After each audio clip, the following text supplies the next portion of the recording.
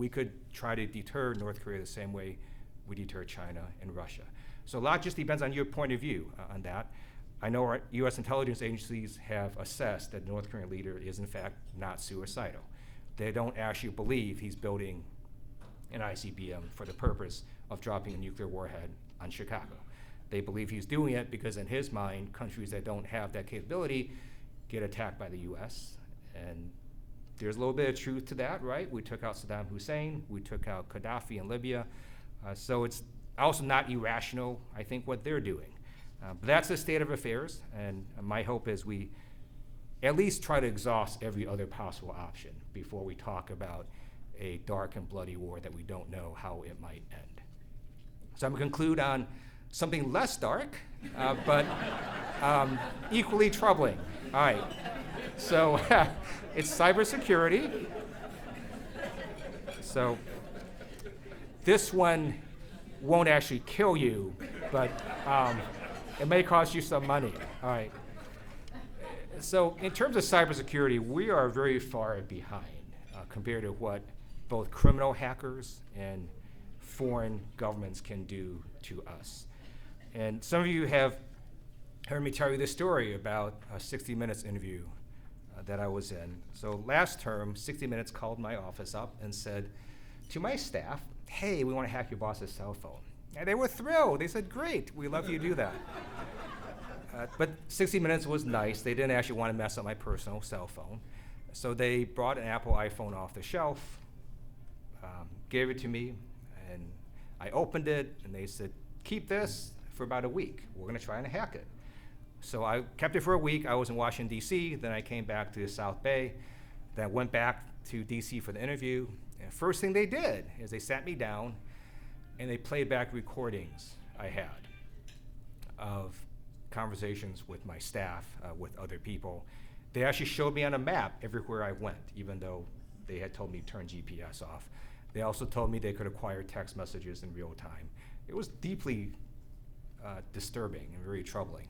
And it's something called the signaling system number 7 flaw. If you look on the internet for SS7 flaw, it's the first thing that pops up. And it's something that you can't do very much about because it's not your phone. It's actually in the networks. So what happened is many decades ago when they set up these telephone networks, they were all operating under this system known as a trusted network. And it turns out if you have a telephone network, you can, in fact, listen in real time on anyone's cell phone just knowing their cell phone number. It also turns out that some folks who have these telephone networks include North Korea, Iran, Russia, other adversaries of US, or criminal syndicates associated with it. So if you just have one of these networks, they could listen in on you. Now the chances, right, of someone here getting a foreign government listening in on your cell phone is probably not that high, but maybe if you're a CEO, they might listen in. Or if you work in the State Department, or if you're making stock trades, or if you have insider information. So there's all sorts of nefarious things, right, that criminals and foreign governments can do. 2 days after the interview, the FCC said, okay, we're investigating this. So they investigated it, and then they issued a report a few months ago that basically said, yep, this is a problem. Hard to fix, so they're working with the telecom companies to try to address it. It is better now. So there were certain software things that these telecoms did that did make it better. Still not entirely fixed, so we keep pushing to try to get a fix to it. So now it turns out there's another problem, which is there are companies that, as their mission and business model, they write exploits. In other words, they write hacks for your phone and computer systems and so on. And they sell them to governments. And they would say, well, we're just doing this because, one, it's legal and we can sell it to governments. So I encourage you to, on the internet, search for Pegasus hack. So Pegasus was an exploit, a malware, a hack that this company, wholly owned by an American subsidiary based in Israel, wrote, and it was a very, very difficult to detect piece of malware. And in fact, if there was code in there that if it thought that you had detected it, it would basically erase itself. What it did is it would allow the operator of that hack to turn on your cell phone without you knowing it, turn on the microphone, turn on the camera, and track everything you did, and then feed that into their cloud-based server. And so a government brought that and was tracking some of their private citizens that they didn't like, that they thought were fomenting dissent. It also turns out that it's really hard to control these hacks once they're out there. So now they've discovered similar tools appearing in other governments that didn't buy this from this company, as well as criminal syndicates and terrorist networks. So there is a problem there. It's not the same, well, it's a little bit similar. So if a company, let's say, makes a Stinger missile and they sell it to a government, it is possible that that government would also transfer it to a terrorist network, but it's a little harder. There are controls on that. When you look at what I call these are cyber weapons, there's nothing, no regulations, no laws, no controls. And we're looking at legislation to say, okay, if you're going to develop these cyber weapons, you need to be regulated the same way as if this was a regular weapon. So for example, Lockheed Martin can't just make a weapon and then sell it whoever they want. The US government says, no, you gotta go through this process. We're not gonna let you sell it to these countries we don't like or these organizations that we don't like. So there's this whole sort of new area now where people are realizing, wow, there's these cyber weapons that could do a fair amount of damage and put private citizens at risk as well as a lot of people, because once this gets out, it gets replicated and who knows where it can stop. So we're looking at that issue. And then for many of you here, one of the easiest ways you get hacked is not going to be from a foreign government who purchased, by the way, these things cost between $1 to $5 million to purchase one of these things and get you to install on your phone. What ends up happening is the easiest way to get hacked is through something known as spoofing. So if you went to a place where there's public Wi-Fi, such as here, I don't mean to disparage this hotel. It's a great hotel. Their chocolate chip cookies are great. It's good. All right. Let's talk about Starbucks. Let's say you go to Starbucks and you sit there and you want to log into their Wi-Fi, and three options come up: Starbucks 1, Starbucks _1, Starbucks 2. Would you know which one was the right one? Maybe all three are right. Maybe two of the three are right. But if you guessed wrong and one of those things was not correct, it could be a hacker sitting in the same Starbucks who just got all your information, literally in seconds. So my advice to you is don't ever log on to public Wi-Fi unless you're very clear that you know that exact address is correct. So one thing I do is I carry a Wi-Fi hotspot with me. You can, any of these stores sell them. You get AT&T, Verizon, T-Mobile, and so on. And it's a little thing. And then you have your own Wi-Fi, and it's much more secure. So that's my recommendation. Some of you also have your phone set up to automatically log on to Wi-Fi. I would not do that because you could walk past this Starbucks, log on, get hacked, and not even know it. So there are things you could do right now to try to secure your phone. And there's also apps out there that will provide some level of protection. So Lookout is something you could download. It is free, and it provides some basic protection. You can provide more protection by paying more money if you want, but at least the free basic version does some protection for you.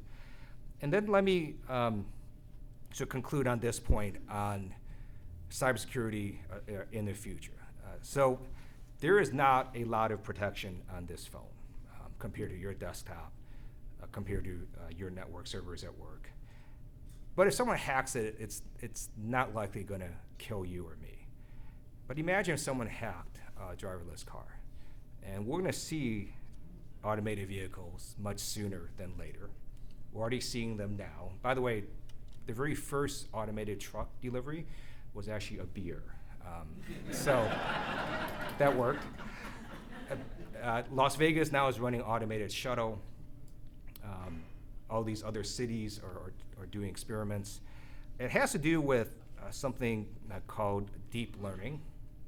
And so I'm also a recovering computer science major. And I remember when I was in college, there were these folks working on these things called neural networks and deep learning, and we thought, oh, they're sort of fringe. What they would say is, we want the computer to think like a human being. We're like, oh, that's never going to happen. Well, about 8 years ago, it did. And what would happen is you would take a computer, you'd feed it 10,000 pictures of cats. And then after a while, we'll realize what's a cat and what's a dog and what's an elephant. A little bit scary. I remember talking to a USC computer science professor last year. We were at lunch, and he worked on deep learning as applied to facial recognition.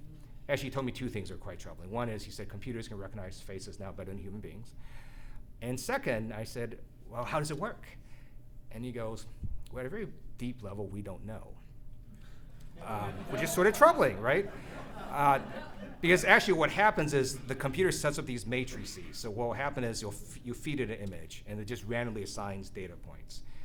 And then it runs this image through 1,000 other matrices, and you feed another image. And at some point, these data points start shifting, and at the end of the day, it figures out, okay, based on these different weights and measurements, that's a cat.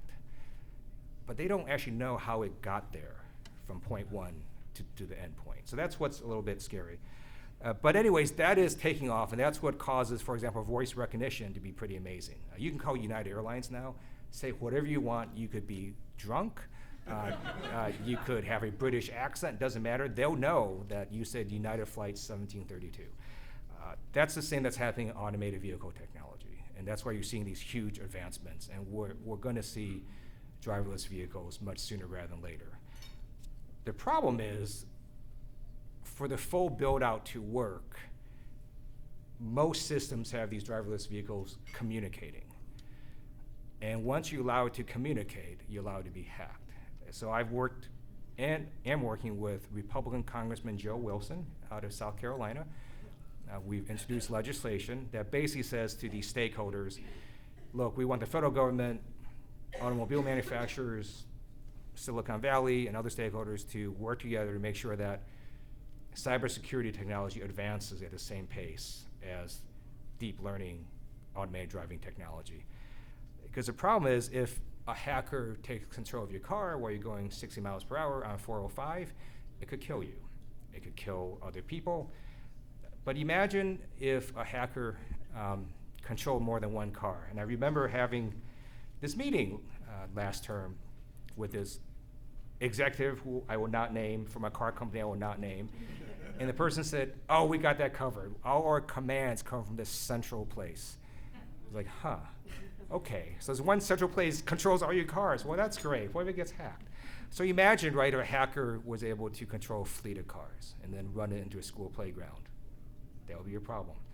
Or you imagine if a hacker was able to figure out a way to install a virus on a car, so that it said, okay, in year 2025, at 9 a.m., on January 1st, all these cars are going to accelerate to 100 miles per hour.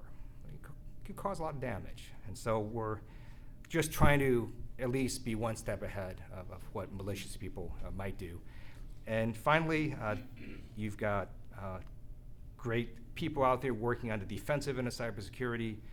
I know Philip has a company that does that. I know there's other people here that have cybersecurity companies.